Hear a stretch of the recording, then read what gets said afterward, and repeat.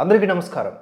మేము చర్చల ద్వారా, అది రహస్యంగా జరిగే చర్చల ద్వారా సమస్యని పరిష్కరించుకోవాలని భావిస్తూ ఉన్నాము అని కెనడా ప్రధాని జస్టిన్ ట్రూడో భారత్కి చేసినటువంటి ప్రతిపాదన వెనుక ఉన్న అంతరార్థం ఏమిటి? కెనడాలో హత్య చేయబడ్డ హర్దీప్ సింగ్ నిజ్జర్ ఒక ప్లంబర్ కాదు. అలాగే పాకిస్తాన్లో దొరికి అమెరికన్ మెరైన్స్ చేతిలో చనిపోయినటువంటి ఒసామా బిన్ లాడెన్ ఒక కన్స్ట్రక్షన్ ఇంజనీర్ కాదు. ఇద్దరూ కూడా అంతర్జాతీయ ఉగ్రవాదులు. ఈ మాటలు అన్నది మైఖేల్ రూబిన్, యుఎస్ మాజీ డిఫెన్స్ అధికారి. ఆయన ఇలా కూడా అన్నారు, అమెరికా బిన్ లాడెన్ విషయంలో చేసింది కరెక్ట్ అయితే భారత్ నిజ్జర్ విషయంలో చేసింది కూడా కరెక్టే కదా అని. భారత విదేశాంగ శాఖ మంత్రి జయశంకర్ యుఎస్లో తన స్టేట్ సెక్రటరీ బ్లింకన్తో సమావేశమయ్యాక వెలువడినటువంటి ప్రకటన అది. అఫ్కోర్స్ ఈఏఎం జయశంకర్ అలాగే బ్లింకన్ల మధ్య జరిగినటువంటి సమావేశంలో కెనడాలో నిజ్జర్ హత్య జరిగిన విషయం ప్రస్తావనకు రాలేదు. చాలా స్పష్టంగా ఉంది అమెరికన్ల వైఖరి. భారత్తో ఎలాంటి ఘర్షణపూరిత వాతావరణంని కోరుకోవట్లేదు. సో 5 ఐస్, ఇందులో ఒక కన్ను లొట్టపోయింది. మరోవైపు ఆస్ట్రేలియా కూడా నిజ్జర్ విషయంలో కెనడా వైఖరిని ఖండించింది. ఇక న్యూజిలాండ్ తమ దేశ ఆర్థిక వ్యవస్థని చక్కబెట్టుకునే పనిలో ఉంది కాబట్టి కెనడా విషయంలో మౌనంగా ఉంది. అమెరికా, కెనడా, ఆస్ట్రేలియా, న్యూజిలాండ్, యూకేల విషయంలో అక్కడి యూనివర్సిటీలకు వచ్చేటటువంటి ఆదాయంలో సింహభాగం భారతీయ విద్యార్థుల నుంచే ఉంటున్నది. ఇప్పటికే కెనడాకి వీసాలు జారీ చేసేటటువంటి ప్రక్రియను కూడా నిలిపివేసింది భారత్. వచ్చే అకాడమిక్ ఇయర్ వరకు కెనడా మీద గనక ఈ అనధికార నిషేధం కొనసాగితే అన్నీ కాకపోయినా కొన్ని యూనివర్సిటీలు విద్యార్థులు లేక మూతపడే అవకాశం ఉంది. భారతీయ విద్యార్థులు ఫీజుల రూపంలో కెనడాలో కడుతూ ఉన్నది దాదాపుగా $1 బిలియన్ కెనడా డాలర్స్ ఉండవచ్చు అని ఒక అంచనా. కెనడా నుంచి భారత్కు వచ్చేటటువంటి రెమిటెన్స్ విషయానికి వస్తే అది మొత్తం రెమిటెన్స్లో 3% కంటే తక్కువ. భారత్కు వచ్చే నష్టమేమీ ఉండదు. అయితే ఇక్కడ జస్టిన్ ట్రూడో జెలెన్స్కీ అంటున్నారు విమర్శనాత్మక ధోరణితో. ఎందుకు అంటే భారత్తో చేసుకోవాల్సిన స్వేచ్ఛా వాణిజ్య ఒప్పందంని రద్దు చేసి ఉక్రెయిన్తో FTA కుదుర్చుకున్నాడు. అందుకనే ఇతగాడిని కెనడియన్ జెలెన్స్కీ అనడంలో తప్పు లేదు. అసలు ఉక్రెయిన్లో పరిస్థితులు ఎప్పుడు చక్కబడతాయో తెలియదు. రష్యా తనంత తాను ఆపితే గానీ ఇప్పట్లో యుద్ధం ఆగదు. ఇప్పటికిప్పుడు యుద్ధం ఆగినా కూడా ఉక్రెయిన్ యథాపూర్వక స్థితిలోకి రావడానికి కనీసం 10 ఏళ్ల సమయం పడుతుంది. $700 బిలియన్ కావాలి ఉక్రెయిన్ పునర్నిర్మాణానికి. ఈ క్రమంలో గోధుమలు, ఎడిబుల్ ఆయిల్ని కొనడానికి ఉక్రెయిన్తో FTA చేసుకోవడం ఒక తెలివి తక్కువ పని. ట్రూడోని కెనడియన్ జెలెన్స్కీ అనడానికి మరో కారణం కూడా ఉంది. 2వ ప్రపంచ యుద్ధంలో పాల్గొన్నటువంటి జర్మనీకి చెందినటువంటి వృద్ధ సైనికుడిని కెనడా పార్లమెంట్లోకి ఆహ్వానించి సన్మానం చేశాడు ఈ ప్రబుద్ధుడు. సదరు సైనికుడు నాజీ సైన్యంలో పనిచేశాడు. ఇది జెలెన్స్కీ కెనడా పర్యటనకు వచ్చినప్పుడు జరిగింది. ట్రూడో చేసినటువంటి పనికి అమెరికాతో సహా అన్ని దేశాలు కూడా నిరసన తెలిపాయి. అసలు జర్మనీలోనే ఎవరు హిట్లర్ పేరు కానీ నాజీ సైన్యం గురించి కానీ మాట్లాడడానికి ఇష్టపడరు. అలాంటిది ఒక నాజీ సైనికుడిని కెనడా పార్లమెంట్కి ఆహ్వానించడం ఏమిటి? పైగా సదరు నాజీ సైనికుడు పార్లమెంట్లోకి ప్రవేశిస్తూ ఉన్నప్పుడు సభ్యులు తమ సీట్లలో నుంచి లేచి చప్పట్లు కొడుతూ ఆహ్వానించడం దేనికి సంకేతం? 2వ ప్రపంచ యుద్ధంలో జర్మన్ నాజీ సైన్యం వలన బాగా నష్టపోయిన దేశం పోలాండ్.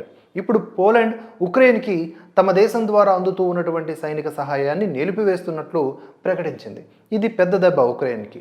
మరోవైపు వెటరన్ నాజీ సైనికుడిని కెనడా పార్లమెంట్ సన్మానించడాన్ని ఇజ్రాయెల్ కూడా చాలా సీరియస్గా తీసుకుంది. ట్రూడో మానుతున్న గాయం మీద యాసిడ్ చల్లుతున్నాడు అని చెప్పి వ్యాఖ్యానించింది. అఫ్కోర్స్ ఇజ్రాయెల్ చాలా నిశ్శబ్దంగా ప్రతీకారం తీర్చుకుంటుంది. మరో ముఖ్యమైన విషయం ఏమిటంటే 2వ ప్రపంచ యుద్ధ సమయంలో 650 మంది పోలాండ్ దేశీయులు నాజీ సైన్యం నుంచి తప్పించుకొని పడవలలో గుజరాత్ తీరానికి వచ్చారు. వాళ్ళని గుజరాత్ మహారాజు ఆదరించి ఆశ్రయమిచ్చాడు. పోలాండ్ నుంచి వచ్చినటువంటి 650 శరణార్థుల్లో ఎక్కువ శాతం మహిళలు, తల్లిదండ్రుల్ని కోల్పోయిన చిన్నపిల్లలు ఉన్నారు. 1939లో అప్పటి బ్రిటిష్ పాలకులు తీవ్రంగా వ్యతిరేకించిన మహారాజా దిగ్విజయ్ సింగ్ వాళ్ళకి ఆశ్రయం కనిపించాడు. గుజరాత్ తీరంలో ఉన్నటువంటి నవానగర్కి పడవలో చేరుకున్న తరువాత వాళ్ళందరికీ జామ్నగర్లోని బాలాచాడీలో టెంట్లు వేయించి ఆశ్రయం ఇచ్చాడు. యుద్ధం ముగిసిన తర్వాత 1946లో వాళ్ళు తిరిగి పోలాండ్కు వెళ్లారు. తమకి ఆశ్రయం ఇచ్చినటువంటి మహారాజా రంజిత్ సింగ్ జీ జడేజా పేరుతో పోలాండ్ రాజధాని వార్సాలో ఒక పార్కుకి ఆయన పేరు పెట్టారు, మహారాజా పేరు. మరొక మెమోరియల్ హాల్ కూడా కట్టి దానికి కూడా మహారాజు గారి పేరు పెట్టారు. ఇప్పటికీ పోలాండ్ నుంచి టూరిస్టులు భారత్ వస్తే గుజరాత్లోని జామ్నగర్లో ఉన్నటువంటి బాలాచాడిని సందర్శించి తమ పూర్వీకుల టెంట్లు ఉన్న ప్రాంతాన్ని చూసిపోతారు. అయితే ఇప్పుడు రష్యా ఉక్రెయిన్ మీద దాడి మొదలైన తర్వాత మొదటిసారిగా పోలాండ్ తన సరిహద్దుల ద్వారా ఉక్రెయిన్కి ఆయుధ సరఫరాని ఆపేస్తున్నట్లు ప్రకటించడం జరిగింది. ఇది జెలెన్స్కీతో కలిసి ట్రూడో వెటరన్ నాజీ సైనికుడిని సన్మానం చేయడం వలన కలిగిన పరిణామం. ట్రూడోని కెనడియన్ జెలెన్స్కీ అని పిలవడంలో ఎలాంటి అతిశయోక్తి లేదు అని ఇప్పటికే మీకు అర్థమై ఉంటుందని మా అభిప్రాయం. నాజీ సైనికుడిని కెనడా పార్లమెంట్లోకి ఎవరు ఆహ్వానించారో మొసాద్ ఇప్పటికే పసిగట్టింది. ఇక కెనడాలో మరిన్ని రాజకీయ హత్యలు జరగబోతూ ఉన్నాయి. ఈసారి మొసాద్ ఈ పని చేయబోతోంది. ఎలా అంటే మొసాద్ గతంలో జర్మనీ కెనడాలలో చేపట్టినటువంటి ఆపరేషన్ని ఒకసారి గుర్తు చేసుకుంటే సరి. 1978లో జర్మనీ కెనడాల్లో వరుసగా 3 హత్యలు జరిగాయి. హత్య గావించబడ్డవంటి 3 మాజీ నాజీ సైనిక అధికారులు, 2 కెనడా పౌరసత్వం కలిగినటువంటి జర్మన్లు కాగా జర్మనీలో హత్య చేయబడ్డవాడు జర్మన్ పౌరుడు. జర్మనీ మాత్రం తమ పౌరుడి హత్య విషయంలో ఎలాంటి చర్య తీసుకోలేదు, మౌనంగా ఉండిపోయింది. జర్మన్ ఇంటెలిజెన్స్కి తెలుసు తమ దేశంలో జరుగుతున్న నాజీల హత్య వెనుక మొసాద్ హస్తం ఉందని. కానీ బయటపడితే ఏ దేశం నుంచి కూడా మద్దతు దొరకదని కూడా తెలుసు. కానీ కెనడా ఊరుకోలేదు, విచారణకు ఆదేశించింది. ఇంటెలిజెన్స్కి సమాచారం దొరికింది. హత్యలకు ముందు 2 పోలాండ్ జాతీయులు కెనడాలోకి టూరిస్ట్ వీసా మీద వచ్చి ఈ హత్యలు జరిగిన మరుసటి రోజే తిరిగి పోలాండ్ వెళ్ళిపోయారు అని. ఇమిగ్రేషన్లో పోలాండ్ జాతీయులు యూదులు అని బయటపడింది. కెనడా ఇజ్రాయెల్ మీద ఆరోపణలు చేసింది. ఇజ్రాయెల్ ఆధారాలు అడిగింది. కెనడా పోలాండ్ దేశాన్ని 2 పౌరుల వివరాలని అడిగింది. పోలాండ్ కూడా ఆధారాలు ఇస్తే తమ దేశంలోనే విచారణ జరిపి శిక్ష వేస్తామని చెప్పింది.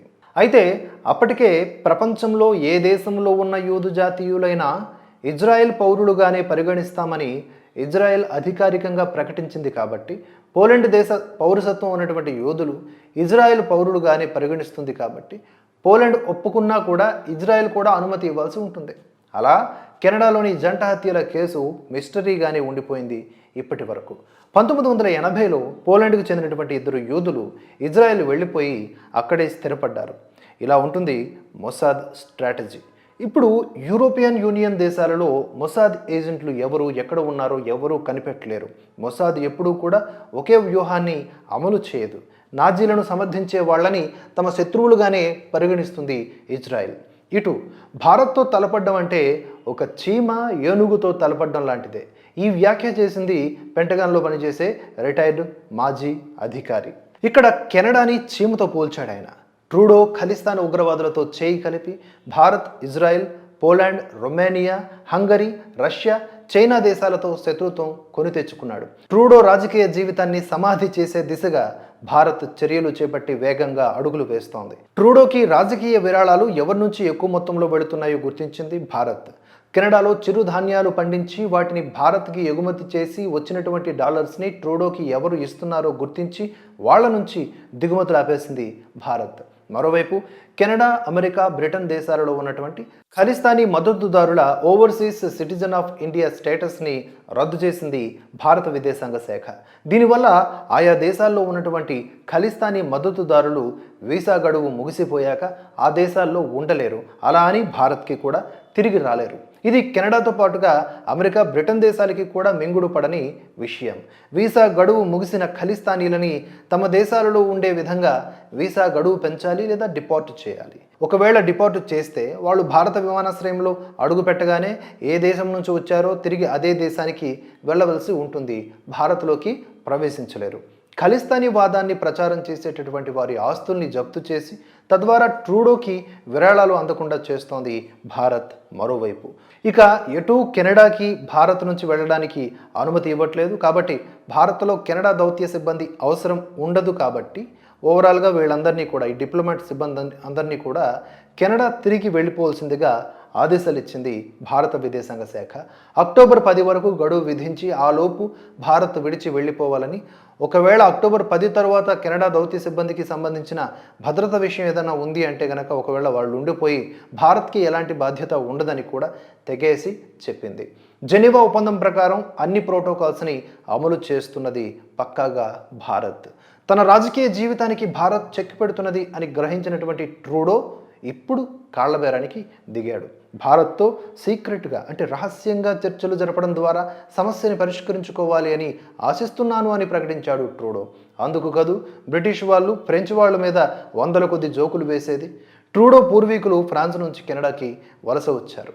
ట్రూడో తమ పార్లమెంట్లో బహిరంగంగా భారత ప్రధాని మీద ఆరోపణలు చేసి ఇప్పుడు రహస్య చర్చల ద్వారా సమస్యల్ని పరిష్కరించుకోవాలని అడుగుతున్నాడు. కానీ ఇక్కడ ఉన్నది మోదీ, మన్మోహన్ కాదు. జై హింద్, జై భారత్.